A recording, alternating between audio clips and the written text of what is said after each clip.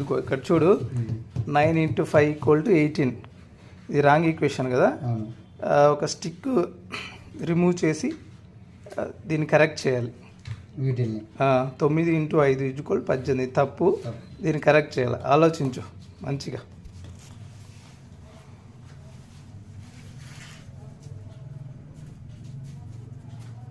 చూడు పులి,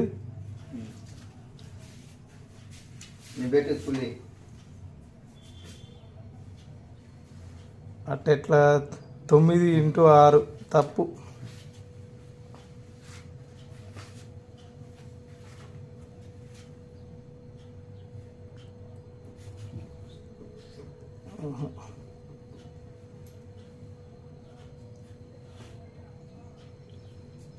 అట్లా కూడా రాదు.